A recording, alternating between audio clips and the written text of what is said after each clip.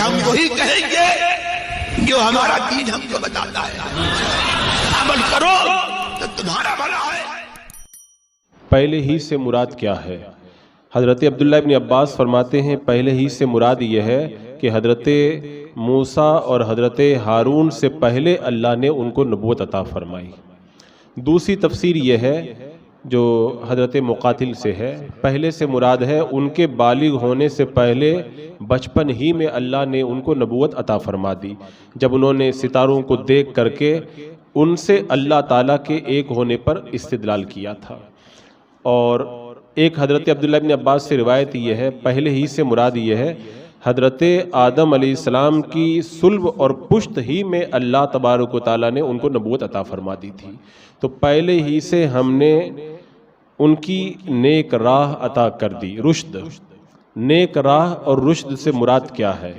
ایک تفسیر کے مطابق اس سے مراد ہے نبوت، اور دوسری تفسیر کے مطابق اس سے مراد ہے ہدایت، اور بہتر یہ ہے کہ اس سے مراد نبوت اور ہدایت دونوں لیا جائے۔ اللہ نے نبوت اور ہدایت ان کو پہلے ہی سے عطا فرما دی تھی، اور آگے فرمایا وَكُنَّا بِهِ عَالِمِينَ، اور ہم اس سے خبردار تھے، یعنی اللہ تبارک و تعالیٰ کو سب پتہ ہے کہ کون منصب نبوت کے لائق ہے اور کون نبی بننے کے لائق ہے۔ اللہ تعالیٰ نے اسی اعتبار سے حضرت ابراہیم علیہ السلام کو منصب نبوت پر فائز فرمایا۔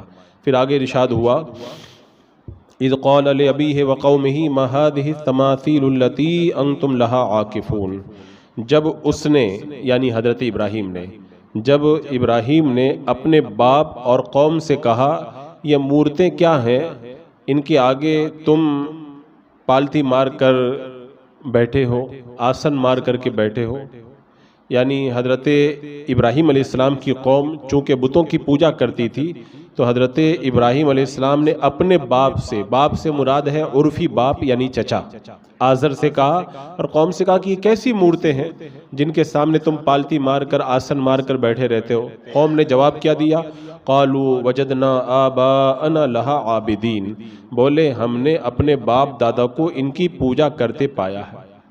بولے ہم لوگ جو یہ کر رہے ہیں نا، ہمارے باپ دادا ایسے ہی کرتے آئے ہیں۔ حضرت ابراہیم علیہ السلام نے کیا کہا قال لقد کنتم انتم وآباؤکم فی ضلال مبین، کہا بے شک تم اور تمہارے باپ دادا سب کھلی گمراہی میں ہو۔ اتنی بڑی قوم اور پوری قوم کے اندر اگر کوئی تنہا حق کا پیروکار ہو اور ساری قوم کے سامنے اس طرح سے حق بات ڈنکے کی چوٹ پر کہہ دینا تم سب گمراہ ہو، یہ جگر صرف نبی ہی کا جگر ہوا کرتا ہے۔ اللہ تعالیٰ ایسی ہمت، ایسا حوصلہ اپنے نبیوں ہی کو عطا فرماتا ہے۔ یعنی حضرت ابراہیم علیہ السلام نے جب ان سے کہا تھا کہ تم لوگ جو ہے وہ یہ سب کیا کر رہے ہو، تو انہوں نے کہا کہ دلیل تو کوئی تھی نہیں، دلیل یہی تھی کہ باپ دادا یہی کرتے آئے ہیں، تو ان کے پاس باپ دادا کی تقلید کے علاوہ اور کوئی جواب نہیں تھا۔ تو حضرت ابراہیم علیہ السلام نے سب کو کہہ دیا کہ تم گمراہ ہو۔ تو معلوم ہو کیا بولے، کہنے لگے قالوا اجئتنا بالحق ام انت من اللاعبین، بولے کیا تم ہمارے پاس حق لائے ہو یا یوں ہی کھیلتے ہو؟ حضرت ابراہیم علیہ السلام نے کہا نا تم سب گمراہ ہو، تو کہنے لگے کہ آپ جو یہ بات کر رہے ہیں سنجیدگی کی بات کر رہے ہیں یا مذاق کر رہے ہیں؟ کیونکہ ان کی عقل سے بہت دور بات تھی یہ کہ برسوں سے جو کام ہوتا آ رہا ہے وہ گمراہی کیسے ہو جائے گا۔ تو کہنے لگے کہ اے ابراہیم یہ بالکل ایک دم آپ سنجیدگی سے باتیں کر رہے ہیں نا، کوئی ہمارے ساتھ مذاق تو نہیں کر رہے ہیں؟ تو حضرت ابراہیم علیہ السلام نے بڑا پیارا جواب دیا، فرمایا قال بل ربکم رب السماوات والارض الذی فطرہن وانا علی ذلکم من الشاہدین، کہا بلکہ تمہارا رب وہ ہے جو رب ہے آسمانوں اور زمین کا، جس نے انہیں پیدا کیا اور میں اس پر گواہوں میں سے ہوں۔ یعنی میں یہ جو بات کر رہا ہوں یہ مذاق کی بات نہیں کر رہا ہوں، بلکہ یہ یقین کے ساتھ میں تم سے کہہ رہا ہوں۔ آپ نے اظہار حق کرتے ہوئے کہا کہ اللہ تو وہ ہے جو زمین و آسمانوں کا پیدا کرنے والا ہے، جن مورتیوں کو تم نے اپنے ہاتھوں سے خود بنایا اور جب مرضی آئی تب توڑ کر کے ان کو الگ الگ کر دیا، وہ کیسے خدا ہو سکتا ہے؟ خدا تو وہ ہے جو اتنے بڑے بڑے آسمانوں کو اور اتنی بڑی زمین کو پیدا فرمانے والا ہے۔ اب اس کے بعد میں حضرت ابراہیم علیہ السلام نے ان کے سامنے ایک بڑی عملی تدبیر پیش فرمائی۔ آپ نے فرمایا وَتَاللَّهِ لَأَكِيدَنَّ أَصْنَامَكُمْ بَعْدَ أَن تُوَلُّوا مُدْبِرِينَ، اور مجھے اللہ کی قسم ہے میں تمہارے بتوں کا برا چاہوں گا بعد اس کے کہ تم پھر جاؤ پیٹ پھیر کر کے۔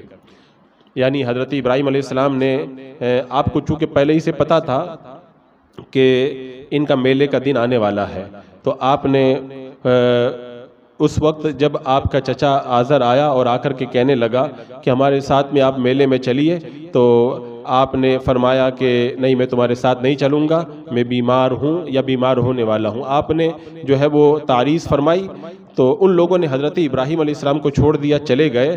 اور جب وہ چلے گئے تو حضرت ابراہیم علیہ السلام نے کیا کہا تھا؟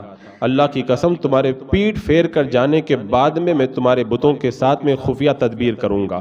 یعنی ان کی قوم کے کچھ لوگوں نے یہ بات سن لی حضرت ابراہیم علیہ السلام سے۔ اب حضرت ابراہیم علیہ السلام وہ گئے ادھر میلے میں، حضرت ابراہیم علیہ السلام گئے بت کدے میں، اور اس بت کدے میں بہت بڑا کمرہ تھا جس کے سامنے بہت بڑا بت نصب کیا ہوا تھا، اور چھوٹے چھوٹے بت بھی رکھے ہوئے تھے، کھانا بھی رکھا ہوا تھا، مٹھائیاں رکھی ہوئی تھی۔ ان کا پروگرام یہ تھا میلہ جائیں گے، عید منائیں گے، اور پھر واپس آ کر کے ہم یہ پرشاد کھائیں گے۔ حضرت ابراہیم علیہ السلام ان بتوں کے سامنے جا کر کے کھڑے ہو گئے، اور حضرت ابراہیم علیہ السلام نے کلہاڑا لے کر کے سارے بتوں کو توڑنا شروع کر دیا۔ اللہ تعالیٰ فرماتا ہے فَجَعَلَهُمْ جُذَاذًا إِلَّا كَبِيرًا لَهُمْ لَعَلَّهُمْ إِلَيْهِ يَرْجِعُونَ، تو ان سب کو چورا چورا کر دیا، ٹکڑے ٹکڑے کر دیا، مگر ایک کو جو ان سب کا بڑا تھا کہ شاید وہ اس سے کچھ پوچھیں۔ یعنی آپ نے سب کو توڑا، جو بڑا والا تھا اس کو نہیں توڑا، وہ کلہاڑا جو تھا نا وہ بڑے والے کی پیٹھ کے اوپر لے جا کے رکھ دیا، تو دیکھنے میں ایسا لگ رہا تھا کہ بڑے والے بت نے سب چھوٹے والے بتوں کو توڑ دیا ہے۔ اب جب ایسا کیا حضرت ابراہیم علیہ السلام نے کلہاڑا اس بت کی گردن پر رکھ دیا، اور قوم میلے سے واپس آئی اور بت کدے میں گئی، جا کر کے عجیب تماشا دیکھا انہوں نے کہ جن کو ہم خدا سمجھتے تھے وہ تو زمین پہ بکھرے پڑے ہیں۔ اس وقت انہوں نے کہا کہ ہمارے معبودوں کے ساتھ جس نے یہ کارروائی کی ہے بے شک وہ ضرور ظالموں میں سے ہے۔ تو ایک آدمی نے کہا کہ ایک نوجوان ہے، وہ بتوں کا نام لے رہا تھا کہ میں ان کے ساتھ تدبیر کروں گا، اور ابراہیم نام ہے اس نوجوان کا۔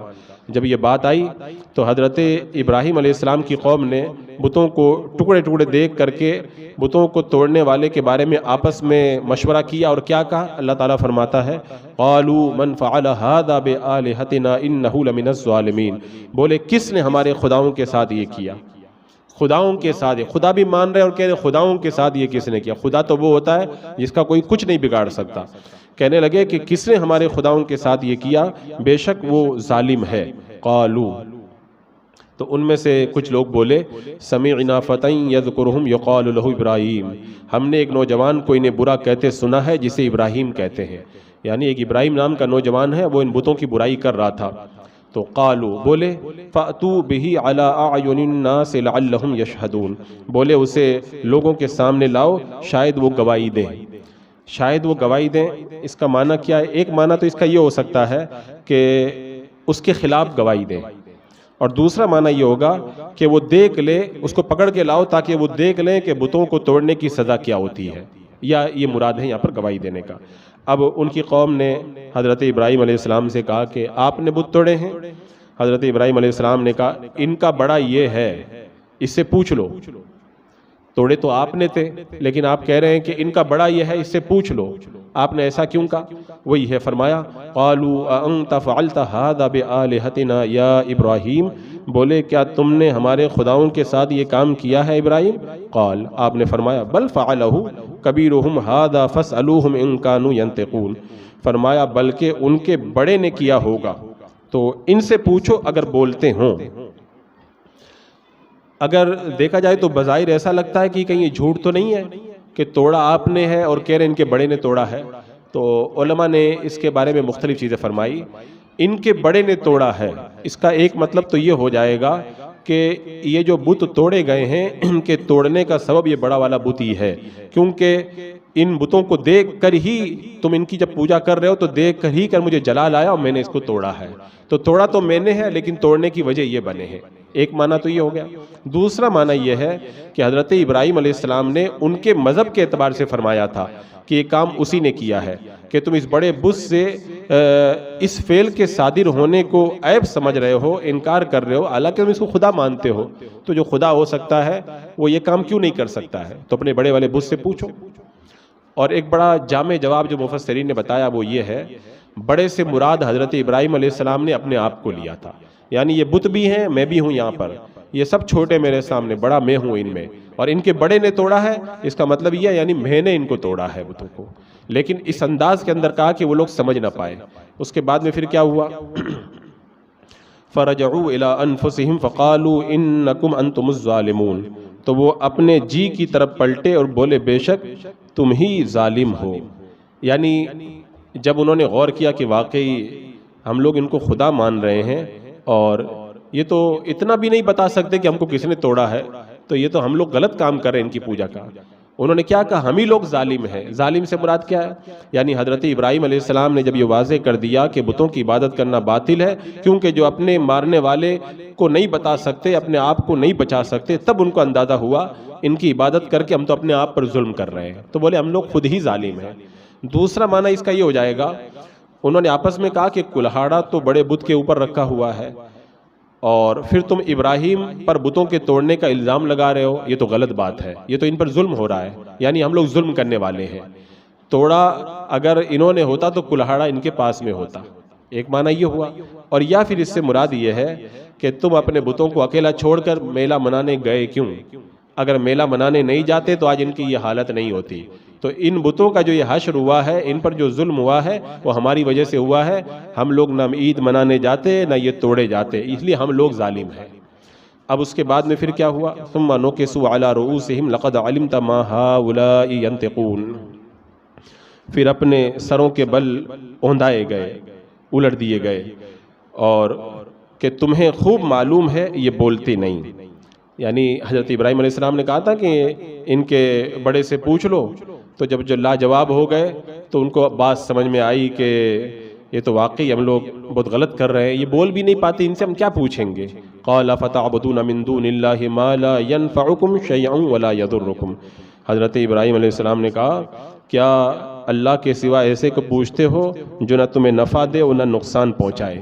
یعنی تمہیں نفع اور نقصان پہنچانا تو بہت دور کی بات ہے، اپنے آپ کو بھی نہ بچا سکے، اور نہ بچا سکے تو نہ بچا سکے، مارنے والے کا نام بھی نہ بتا سکے۔ تو فرمایا اف لکم، تف ہے تم پر، دھتکار ہے تم پر، کیسے کہ تم پوجا کر رہے ہو، اف لکم ولم تعبدون، اور ان بتوں پر جن کو اللہ کے سوا پوچھتے ہو، تعبدون من دون افلا تعقلون، کیا تمہیں عقل نہیں ہے؟ بچہ بھی اتنا سمجھتا ہے کہ نفع نقصان کا مالک کو اسی کے پاس جاتا ہے، تم لوگ تو پتھروں، اتنی عقل کا دعویٰ کرنے کے باوجود پتھروں کے پاس چلے جا رہے ہو۔ اب آپ لوگوں کو پتہ ہی ہے ہر زمانے کا دستور رہا ہے، جب آدمی دلیل سے لاجواب ہو جاتا ہے تو گولی اور گالی سے بات کرتا ہے، انہوں نے بھی وہی کیا، کیا بولے؟ قالوا حرقوه وانصروا آلهتكم ان كنتم فاعلین، بولے ان کو جلا دو اور اپنے خداؤں کی مدد کرو اگر تمہیں کرنا ہے۔ کیا کہہ رہے ہیں؟ وانصروا آلهتكم، اپنے خداؤں کی مدد کرو۔ خدا خود بندوں کی مدد کرتا ہے، یہ ایسے کو خدا مان رہے تھے کہ کہہ رہے اپنے خدا کی مدد کرو، معاذ اللہ۔ تو فرمایا کہ ان کو جلا دو، جواب تو ہے نہیں، جواب کیا دیں گے؟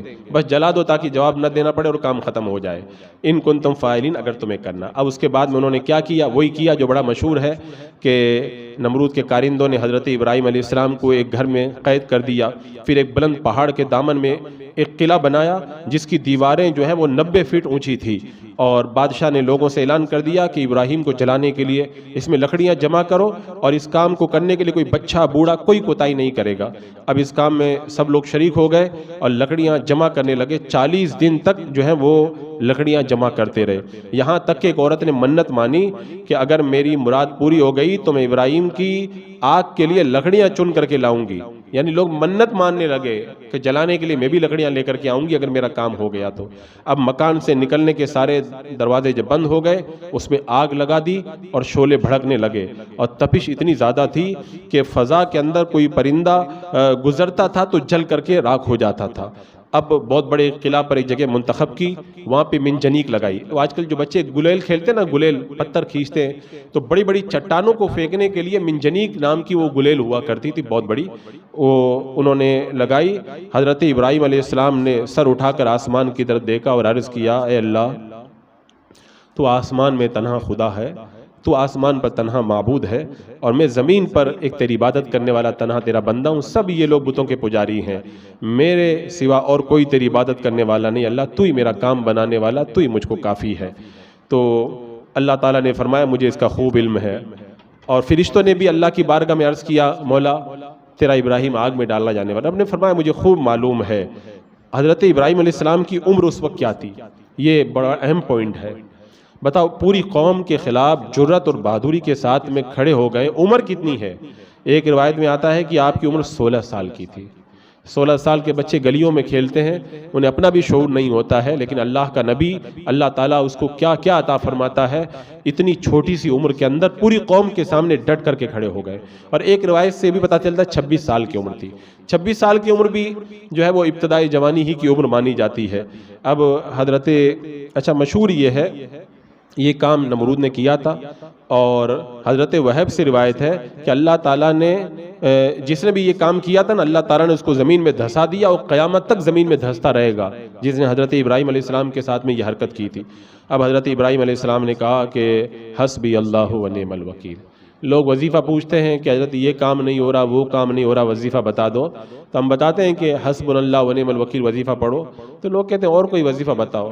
یعنی اس وظیفے کی اہمیت لوگ سمجھ ہی نہیں پاتے۔ ایسے موقع پہ حضرت ابراہیم علیہ السلام نے یہ وظیفہ پڑھا تھا، حسبی اللہ و نعم الوکیل۔ اور ہمارے سلسلہ قادریہ میں جو مرید ہوتے ہیں ان کو یہ وظیفہ پابندی کے ساتھ بتایا جاتا ہے، حسبنا اللہ و نعم الوکیل، ہر کام کے لیے یہ بڑا اہم وظیفہ ہے۔ حضرت جبریل حضرت ابراہیم کے پاس آئے، کہا ابراہیم کوئی ضرورت ہو تو بتاؤ۔ آپ نے فرمایا مجھے تم سے کوئی کام نہیں۔ کہا کس سے کام ہے؟ کہا اللہ سے کام ہے۔ کہا پھر بتائیے۔ کہا میرے حال کو خوب جانتا ہے۔ اب حضرت ابراہیم علیہ السلام کو جب آگ کے اندر ڈالا گیا، اس کے بعد میں کیا ہوا؟ اللہ تعالیٰ نے ارشاد فرمایا، قلنا یا نار کونی بردا وسلاما علی ابراہیم، ہم نے کہا یا آگ ٹھنڈی ہو جا اور سلامتی والی ہو جا ابراہیم پر، حضرت ابراہیم علیہ السلام پہ ٹھنڈی اور سلامتی والی ہو جا۔ روایتوں میں آتا ہے، حضرت علی بیان کرتے ہیں کہ وہ آگ اس طرح حضرت ابراہیم علیہ السلام پہ ٹھنڈی ہوئی کہ آپ کو کوئی تکلیف ہی نہیں ہوئی۔ اور حضرت منہال بیان کرتے ہیں کہ حضرت ابراہیم علیہ السلام نے فرمایا مجھ پر اللہ کی سب سے زیادہ نعمتیں، دیکھو اللہ کے نام پہ جو قربانی دیتا ہے نا، کہ اللہ کتنا بڑا انعام دیتا ہے، کیا فرما رہے ہیں؟ مجھ پر اللہ کی سب سے زیادہ نعمتیں ان دنوں میں تھی جب مجھ کو آگ کے اندر ڈالا گیا۔ یعنی دنیا میں اتنی نعمتیں مجھے نہ ملی جتنی نعمتیں اللہ نے مجھے آگ کے اندر عطا فرمائی۔ تو بندہ جب اللہ کے نام پر قربانی دیتا ہے نا، اللہ اس کو مصیبتوں کے اندر ایسی راحتیں نصیب فرماتا ہے۔ حضرت ابن عباس فرماتے ہیں اگر وہ آگ ٹھنڈی ہوتی اور سلامتی والی نہیں ہوتی نا، تو حضرت ابراہیم علیہ السلام اس کے اندر ٹھنڈک کی وجہ سے انتقال کر جاتے۔ تو اللہ نے خالی ٹھنڈی نہیں فرمایا، ٹھنڈی بھی ہو جا اور سلامتی والی، اگر برف کی طرح جم جاتی، ٹھنڈی ہو جاتی، تب تو پھر انتقال ہو جاتا۔ اور روایت میں آتا فرشتوں نے حضرت ابراہیم علیہ السلام کو بغلوں سے پکڑ کر کے اٹھا لیا، اور وہاں میٹھے پانی کا چشمہ اور قسم قسم کی نعمتیں آپ کے لیے مہیا کی۔ اس آگ نے آپ کو نہیں جلایا، جو بیڑیاں اور جنزیریں آپ کے اوپر تھی ان کو جلا دیا۔ اب حضرت ابراہیم علیہ السلام اس آگ میں 40 دن رہے یا 50 دن رہے۔ حضرت ابراہیم علیہ السلام نے فرمایا میری زندگی کے سب سے پیارے دن وہی تھے جو میں آگ کے اندر تھا، یعنی اس کے اندر جو لطف آتا تھا وہ لطف زبان سے نہیں بتایا جا سکتا۔ حضرت جبریل علیہ السلام آپ کے پاس جنت سے ریشم کی قمیص لے کر کے آئے، کہ رب فرماتا ہے کہ آپ کو یہ معلوم نہیں کہ آگ میرے محبوب بندوں کو نقصان نہیں پہنچا سکتی۔ اور پھر نمرود نے اپنے قلعے سے جھانک کر کے دیکھا تو حضرت ابراہیم علیہ السلام جو ہے وہ بڑے آرام سے باغ میں بیٹھے ہوئے ہیں۔ نمرود نے چلا کے کہا ابراہیم باہر کیوں نہیں آ جاتے ہو؟ بولے آ سکتا ہوں میں۔ اور پھر آپ ٹہلتے ٹہلتے جو ہے وہ آگ سے باہر تشریف لے آئے، اور پھر اللہ تعالیٰ نے ارشاد فرمایا وَأَرَادُوا بِكَ كَيْدًا فَجَعَلْنَاهُمُ الْأَخْسَرِينَ، تو ہم نے انہی کو سب سے بڑھ کر نقصان والا کر دیا۔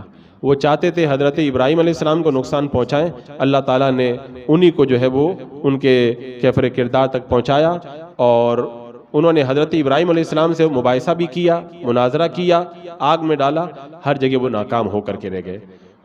آخرکار یہ ہوا کہ اللہ تعالیٰ نے نمرود کے پاس میں ایک فرشتہ بھیجا کہ ایمان لے آ، اس نے انکار کر دیا۔ دوسری بار بھیجا، پھر انکار کر دیا۔ تیسری بار اللہ نے بھیجا، پھر انکار کر دیا۔ تو اس فرشتے نے کہا کہ تم اپنا لشکر لاؤ، ہم بھی اپنا لشکر لاتے ہیں۔ اب وہ اپنا لشکر نمرود جب جمع کرنے لگا، اللہ تعالیٰ نے مچھر بھیج دیے جن کو جو ہے وہ دھوپ کی وجہ سے انہوں نے نہیں دیکھا، پھر اللہ نے وہ مچھر ان پر مسلط کر دیے، مچھروں نے ان کا خون بھی پی لیا، گوشت بھی کھا لیا، اور جنگل میں صرف ان کی ہڈیاں پڑی رہ گئی، اور ایک مچھر نمرود کے نتنے کے راستے دماغ میں چلا گیا، اور ایک لمبے زمانے تک وہ عذاب کے اندر مبتلا رہا۔ حضرت ابراہیم علیہ السلام امتحان میں کامیاب ہوئے، اور وہ سب قوم عذاب کے اندر مبتلا ہو کر کے ہلاک کر دی گئی۔ تو خدا کی راہ کے اندر بندہ جب نکلتا ہے، تنہا ہی کیوں نہ ہو، اللہ تعالیٰ ایسے اس کی مدد کیا کرتا ہے۔